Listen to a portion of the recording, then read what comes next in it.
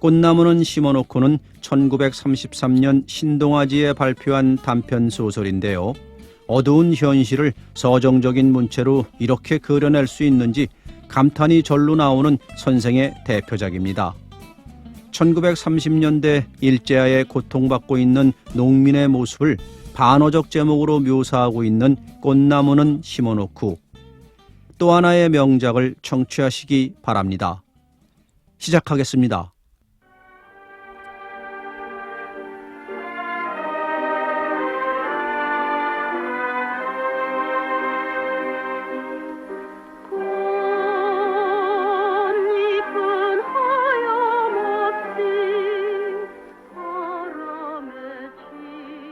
자꾸 돌아반 뭐래? 어서 바람을 줬을 때 휑하니 걸어야지. 하면서 아내를 돌아보는 그도 말소린 천연스러우나 눈엔 눈물이 다시 핑그르 돌았다. 이 구갯마루만 넘어서면 저 동리는 다시 보려야 안 보려니 생각할 때 발도 천근이나 무거워지는 것 같았다. 이 고개, 집에서 오리밖에 안 되는 고개, 나무를 해지고 이 고개턱을 넘어설 때마다 제일 먼저 눈에 띄고 나던 저 우리 집, 집에서 연기가 떠오르는 것을 볼 때마다 허리띠를 조르고 다시 나무찜을 쥐고 일어서고 나던 이 고개, 이 고개에선 넘어가는 햇빛에 우리 집 울타리에 빨아놓은 아내의 치마까지 빤히 보이곤 했다. 이젠 이 고개에서 저 집, 저 노랗게 가죽간 병아리처럼 새로 영어린 저 집을 바라보는 것도 마지막이로구나. 그는 고개 마루턱에 올라서더니 질방을 지키며 다시 한번 돌아서서 동네를 바라보았다.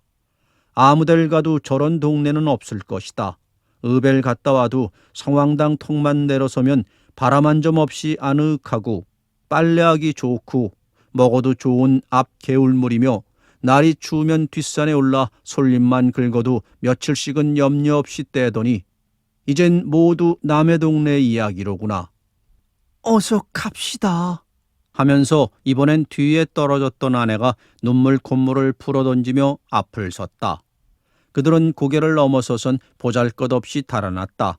산엔 이불보, 옥구름이, 솥부둥갱이, 바가지 쪽해서 한 짐 꾸역꾸역 걸머지고 여편낸 어린애를 머리도 안 보이게 이불에 꿍쳐서 업은 데다 무슨 기름병 같은 것을 들고 앞서거니 뒤서거니 하여 도랑이면 건너뛰고 굽은 길이면 논틀바틀로 질러가면서 귀에서 바람이 싱싱 나게 달아났다. 장날이 아니라 길에는 만나는 사람도 별로 없었다. 이따금 발밑에서 모초리가 포드득하고 날고 밭고랑에서 꿩이 놀라서 꺽꺽거리며 산으로 달아나는 것밖에 아무것도 없었다. 길이나 잘못 들면 어째? 밤낮 나무 다니던 데를 모를까? 조그만 갈래길을 지날 때 이런 말을 주고받은 것뿐 다시는 입이 붙은 듯 묵묵히 걸어 그들은 점심때가 훨씬 지나서야 서울 가는 큰 길에 들어섰다. 큰 길엔 바람이 제법 세차게 불었다. 전봇줄이 앵앵 울었다. 동지가 내일인가 모레인가 하는 때라 얼음같이 날카로운 바람결에 그들의 옷깃은 다시금 떨리었다. 바람이 차서도 떨리었거니와 그보다도 길고 어마어마하게 넓은 길, 그리고 눈이 모자라게 아득하니 깔려있는 긴 길, 그 길은 그들에게 눈에도 설거니와 발에도 마음에도 선 길이었다. 논틀과 밭둑을 올 때에는 그래도 그런 줄은 몰랐는데 척 신장로에 올라서니 그젠 정말 낯선 데로 가는 것 같고 허턱 살 길을 찾아 떠나는 불안스러운 걱정이 와짝 치밀었던 것이다. 그래서 앵앵하는 전봇줄 소리도 메세나 꿩의 소리보다는 엄청나게 무서웠다. 서로 말은 하지 않았어도 사내나 아내나 다 같이 그랬다. 그들은 그 길을 그저 10리 20리 걸어나가는 수밖에 없었다. 자동차가 지날 때는 물론 자전거만 때르릉하고 와도 허둥거리고 한데 모여 길 아래로 내려서면서 서울을 향하고 타박타박 걸을 뿐이었다. 그들은 세 식구였다. 저희 내외 방서방과 김씨와 김씨의 등에 업혀가는 두 돌 되는 딸의 정순이었다. 며칠 전까진 방서방의 아버지 한 분까지 네 식구로서 그가 나서 32해 동안 살아온 이번에 떠나는 그 동리에서 그리운 게 없이 살았었다. 남의 땅이나마 몇 대째 눌러붙여 오던 김진산의 땅은 내 땅이나 다름없이 알고 마음 놓고 부쳐먹었다. 김진사 당대에는 온 동리가 텃세 한 푼도 물지 않고 지냈으며 김진사가 돌아간 후에도 다른 지방에 대면 그리 심한 지주는 아니었다. 김진사의 아들 김의관도 돌아간 아버지의 덕성을 본받아 자긴네가 혼상간의 큰일을 치르는 해면 을의 타작에서 2섬 석섬씩은 깎아주었다. 이렇게 착한 김의관이 무엇에 써버리노라고 그 좋은 땅을 잡혀버렸는지 자긴들의 무딘 눈치론 내용을 알 수가 없었다. 더러 의배 사람들이 짓거리는 소리에 무슨 일본 사람과 금광을 했느니 회사를 했느니 하는 것을 들은 사람은 있고, 또 아닌 게 아니라 한동안 일본 사람과 양복쟁이 몇이 김의관네 집을 드나들어 김의관네 큰 개 2마리가 늘 컹컹거리고 짖던 것은 지금도 어저께 같은 일이었다. 아무튼 김의관네가 안성인가 어디로 떠나가고 지주가 일본 사람의 회사로 갈린 다음부턴 제 땅 마직이나 따로 가진 사람 전엔 배견하기가 어려웠다. 텃세가 몇 갑절이나 올라가고 노낸 금비를 써라 하고 그것을 대어주고는 가을에 비싼 이자를 쳐서 벼는 헐값으로 따져가고 무슨 세납 무슨 요금하고 이름도 모르던 것을 다 물려 나중에 따지고 보면 농사진 품값은커녕 도리어 빚을 지게 되었다. 그들이 지는 빚은 달리 도리가 없었다. 소가 있으면 소를 팔고 집이 있으면 집을 팔아 갚는 것밖에. 그래서 한 집 떠나고 2집 떠나고 하는 것이 3년 안에 5, 6호가 떠난 것이었다. 군청에서는 이것을 매우 걱정하였다. 전엔 모범촌으로 치던 동리가 폐동이 될 징조를 보이는 것은 군으로서 마땅히 대책을 세워야 될 일이었다. 그래서 지난 봄엔 군으로부터 이 동리에 사쿠라 나무 200여 주가 나왔다. 집집마다 2나무씩 놓아주고 길에도 심고 언덕에도 심어주었다. 그래서 그 사쿠라 나무들이 꽃이 구름처럼 피면 무지한 이 동리 사람들이라도 자기 동리를 사랑하는 마음이 깊어져서 함부로 타관으로 떠나가지 않으리라 생각했던 것이다. 사쿠라 나무들은 몇 나무 죽지 않고 모두 잘 살았다. 방서방네가 심은 것도 앞마당의 것, 뒷동산의 것 모두 싱싱하게 잘 자랐다. 군에서 나와보고 내년이면 모두 꽃이 피리라 했다. 그러나 떠날 사람은 자꾸 떠나고야 말았다. 방서방네도 헛떡 타관으로 떠나기는 처음부터 싫었다. 동리를 사랑하는 마음, 자연을 사랑하는 것이나 이웃을 사랑하는 것이나 모두 사쿠라를 심어주는 그네들보다는 몇 배 더 간절한 뼛속에서 우러나는 것이었다. 사쿠라 나무를 심었을 때도 혹시 죽는 나무가 있을까 하여 조속으로 들여다보면서 애를 쓴 사람들이요. 그것들이 가지에 윤이 나고 싹이 트는 것을 볼 때는 자연 속에 묻혀 사는 그들로서도 그때처럼 자연의 신비, 봄의 희열을 느껴본 적은 일찍 없었던 것이다. 내년이면 꽃이 핀다지?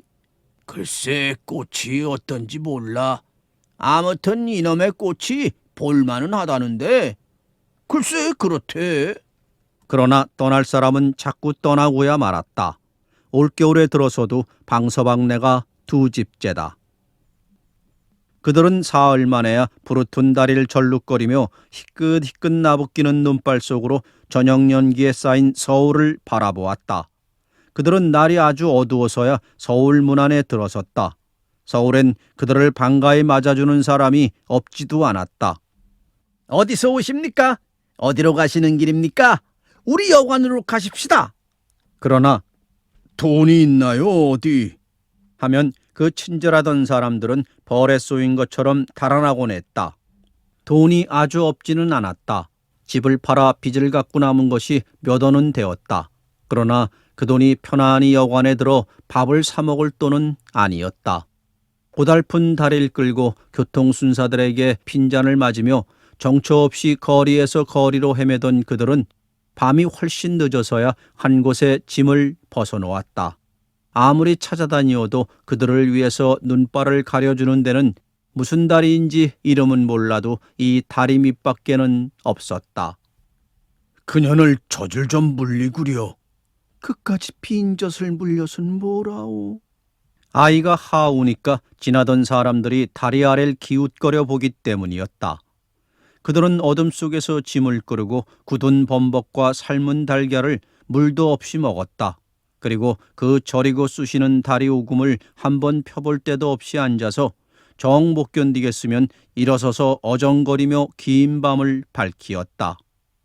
이튿날은 그래도 거기를 한 대보다는 낫답시고 거적을 사다 두르고 냄비를 걸고 쌀을 사들이고 물을 길어들이고 나무도 사들였다. 그리고 세 식구가 우선 하루를 푹 쉬었다. 눈바른 이날도 멋지 않았다. 밤이 되어서는 한박송이로 쏟아지기 시작했다. 방서방은 쏟아지는 눈을 바라보고 이 눈이 그치고는 무서운 추위가 오려니 생각했다. 그리고 또 쌀이비를 한 자루 가져왔다면 하고도 생각했다. 그는 새벽같이 일어났다. 발등이 묻히는 눈 위로 한참 찾아다녀서 다람쥐 꽁지만한 쌀이비 하나를 그것도 오전이나 주고 사기는 했다. 그리고 큰 미천이나 잡은 듯이 집집마다 다니며 아직 열지도 않은 대문을 두드렸다. 댁에 눈쳐드릴까요? 우리 칠 사람 있어. 댁에 눈 안 치시렵니까? 아이고 어련히 칠까봐 걱정이요. 방서방은 어이가 없어 에휴, 마당도 없는 녀석이 괜히 피만 샀군. 하고 다리 밑으로 돌아오고 말았다. 그는 직업 속에서도 가보았다. 행랑도 구해보았다. 지게를 지고 삭짐도 져보려고 싸다녀 보았으나 지게를 부르는 사람은 없었다. 한 학생이 고리짝을 지고 정거장까지 가자고 했지만 막상 닥들이고 보니 나중에 저 혼자 다리 밑으로 찾아올 수가 있을까가 걱정되었다. 그래서 거기 갔다가 제가 여기까지 혼자 찾아올까요? 하고 얼음거렸더니 그 학생은 무어라고 일본말로 핀잔을 주며 가버린 것이었다. 하룬 다리 밑으로 순사가 찾아왔다. 거기로 호구조사를 온 것은 아니었다. 아이고, 다리 밑에서 불을 떼면 어떻게 할 테야? 어? 날마다 이 밑에서 연기가 났어. 다시 불을 떼다가는 이 밑에서 자지도 못하게 할 터야. 그리 알아? 정말 그날 저녁부터는 연기가 나지 않았다. 끓일 것만 있으면 다리 밖에 나가서라도 못 끓일 바 아니었지만 그날은 아침부터 양식이 떨어진 것이다. 어떡하오? 안엔 맥이 풀려 울 기운도 없었다. 어린 것만이 빈 젖을 물고 두어 번 빨아보다가 울곤 하였다. 방서방은 아무런 대답도 없이 앉았다가 이따금 정칠놈의 세상. 하고 입맛을 다실 뿐이었다. 이튿날 이른 아침 어린 것은 아범의 품에서 잘 때다. 초저녁엔 어머니 품속에 넣고 자다가 오줌을 싸면 그 다음엔 아범이 새 품을 헤치고 안고 자는 것이었다. 밤새도록 궁리에 묻혀 잠을 이루지 못하던 아범이 새벽녘에야 잠이 들어 어린 것과 함께 쿨쿨 잘 때였다. 김씨는 남편이 한없이 불쌍해 보였다. 술 한 잔 허투루 먹는 법 없고 담배도 일하는 날이나 일꾼들을 주려고만 살 줄 알던 남편이 어쩌다 저 지경이 되었나 생각할 때 세상이 원망스러울 뿐이었다. 그리고 굶고 앉았더라도 그 집만 팔지 말고 그냥 두었던들 하고 고향에만 돌아가고 싶은 생각뿐이었다. 김씨는 생각다 못해 바가지를 집어든 것이다. 고향을 떠날 때 이웃집에서 서울에 가면 이런 것도 산다는데. 하고 짐에 달아주던 잘 굳고 커다란 새바가지였다. 그는 서울 와서 다리 밑을 처음 나선 것이다. 그리고 바가지를 들고 나서기는 생전 처음이었다. 다리가 후들후들하였다. 꼭 일주야를 굶었고 어린 것에게 시달린 그의 눈엔 다 밝은 하늘에서 번쩍번쩍하는 별이 보였다. 그러나 눈을 가다듬고 그는 부잣집을 찾았다. 봄에 모두 부잣집 같았으나 모두 대문이 굳게 닫혀 있었다. 대문을 연 집, 그는 이것을 찾고 헤매기에 그만 뒤를 돌아다보지 못하고 이 골목 저 골목으로 앞으로만 나간 것이었다. 다행히 문을 연 집이 있었고 그런 집 중에도 다 주는 것이 아니었지만 10집에 한 집으로 식은 밥, 더운 밥 해서 한 바가지를 얻었을 때는 돌아올 길을 잃어버리고 만 것이다. 이 길로 나가보아도 딴 거리, 저 길로 나가보아도 딴 세상, 어디로 가야 그 개천 그 다리가 나올는지 알 재주가 없었다. 기가 막히었다. 물어볼 행위는 많았으나 개천 이름이나 다리 이름을 모르고는 헛일이었다. 해가 높아갈수록 길에는 사람이 들끓었고 그럴수록 김씨는 마음과 다리가 더욱 갈팡질팡하고 있을 때 한 노파가 친절한 손길로 김씨의 등을 두드렸다. 어딜 찼소? 김씨는 울음부터 왈칵 나왔다. 어이구, 염려할 것도 없어. 내 서울장 안엔 모르는 데가 없어. 내 찾아주지. 그 친절한 노파는 김씨를 데리고 곧 그 앞에 있는 제 집으로 들어가 뜨끈한 숭늉에 조반까지 먹으라 했다. 염려 말고 좀 자시오. 그새 내 부엌을 좀 치고 같이 나갑시다. 김씨는 서울도 사람 사는 데라 인정이 있구나 하고 그 노파만 하늘같이 믿고 감격한 눈물을 밥상에 떨구며 사양하지 않고 밥술을 들었다. 그러나 굶은 남편과 어린 것을 두고 제목에만 밥이 넘어가지 않았다. 숭늉만 두어 모금 마시고 이내 술을 놓고 노파를 따라 나섰다. 그러나 친절한 노파는 김씨를 당치 않은 곳으로만 끌고 다녔다. 진고개로 백화점으로 개천이라도 당치 않은 개천으로만 한나절을 끌고 다니고는 아이고, 이거 오늘은 다리가 아프니 내일 찾읍시다. 하였다. 김씨는 가슴이 찢어지는 것 같았으나 그 친절한 노파의 힘을 버리고 혼자 나설 자신은 없었다. 밤을 꼬박 앉아 세우고 은근히 재촉을 하여 이튿날 아침에도 또 일찌건히 나섰으나 노파는 그저 당치 않은 대로만 끌고 다녔다. 노파는 애초부터 계획이 있었던 것이다. 김씨의 멀끔한 얼굴과 살의 젊음을 그는 사기 살진 암탉을 본격으로 보았던 것이다. 어떻게 돈냥이나 만들어 써볼 거리가 되면 이것이 그 노파가 김씨를 발견하자 세운 뜻이었다. 김씨는 다시 다리 밑으로 돌아올 리가 없었다. 방서방은 눈에 불이 났다. 죽일 년이다. 이 어린 것을 생각해선들 달아나다니 고약한 년, 찢어 죽일 년. 하고 이를 갈았다. 방서방은 이틀이나 굶은 아이를 보다 못해 안고 나서서 매운 것 짠 것 알 것 없이 얻는 대로 주워 먹였다. 날은 갑자기 추워졌다. 어린애는 감기가 들고 설사까지 났다. 밤새도록 어두움 속에서 오줌똥을 받은 이불과 아범의 저고리섭 바지자락은 얼어서 왈가닥거리고 그 속에서도 어린애 몸은 들여다보는 눈이 뜨겁게 펄펄 달았다. 어찌하나 하느님 이렇게 무심하십니까? 하고 중얼거려도 보았으나 새벽 찬바람만 윙하고 뺨을 갈길 뿐이었다. 날이 밝기를 기다려 아이를 꾸려 안고 병원을 물어서 찾아갔다. 이 애 좀 살려주십시오. 선생님이 아직 안 나오셨어. 그런데 왜 이렇게 되도록 두었어? 진작 데리고 오지. 돈이 있어야 주니까. 그럼 지금은 있어? 없습니다. 그저 살려만 주시면 그거야 제가 벌어서 갚지요. 그걸 안 갚겠습니까? 그럼 다른 큰 병원에 가보시오.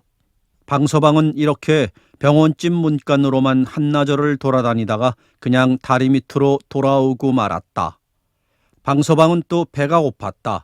그러나 앓는 것을 혼자 두고 단 한 걸음이 나아가지지 않았다. 그래도 저녁때가 되어서는 그냥 밤을 새울 수는 없어 보지 않으리라는 듯이 눈을 딱 감고 일어서 나왔던 것이다. 방서방이 얼마 만에 찬밥 몇 수를 얻어먹고 부랴부랴 돌아왔을 때는 날이 아주 어두웠다. 다리 밑은 캄캄한데 한참 들여다보니 아이는 자리에서 나와 언 맨 땅에 목을 늘어뜨리고 흐득흐득 느끼었다. 끌어안고 다리 밖으로 나가보니 경련이 일어나 눈을 뒤집어 쓰고 있는 것이었다. 죽을 테면 진작 죽어라. 고약한 년, 네 년이 이걸 버리고 가 얼마나 잘 되겠니? 방서방은 몇 번이나 어서 죽어라. 어서 죽어. 하고 아이를 밀어 던지었다가도 얼른 다시 끌어당겨 들여다보곤 했다. 그럴 때마다 아이의 숨소리는 자꾸 갑바만 같다. 그러나 야속한 것은 잠. 어느 때쯤 되었을까 깜빡 잠이 들었다가 놀라 깨었을 때는 그동안이 잠시 같았으나 주위에는 큰 변화가 생기었다. 날이 환하게 새고 아이에게서는 그 가쁘게 일어나던 숨소리가 또 그쳐 있었다. 겨우 겨드랑 밑에만 미온이 남았을 뿐 그 불덩어리 같던 얼굴과 손발이 어느 틈에 언 생선처럼 싸늘하였다. 봄이 왔다. 그렇게 방서방을 춥게 굴던 겨울은 다 지나가고 그 대신 방서방을 슬프게 더 구는 봄이 왔다. 진달래와 개나리 꽃가지들은 전차마다 자동차마다 젊은 새악시들처럼 오락가락하고 남산과 창경원엔 사쿠라꽃이 구름처럼 핀 때였다. 무딘 힘줄로만 얼기설기한 방서방의 가슴에도 그 고향 그 딸, 그 아내를 생각하기에는 너무나 슬픈 시인이 되게 하는 때였다. 하루아침 그날따라 재수는 있어 식전바람에 일본 사람의 짐을 지고 남산정 막바지까지 가서 어렵지 않게 50전 한 입이 들어왔다. 불이 나게 술집을 찾아 내려오느라니 일본집 들안마다 가지가 휘어지게 열린 사쿠라 꽃송이. 그는 그림을 구경하듯 멍하니 서서 바라보았다. 불현듯 고향 생각이 난 것이었다. 우리가 심은 사쿠라 나무도 저렇게 피었으려니.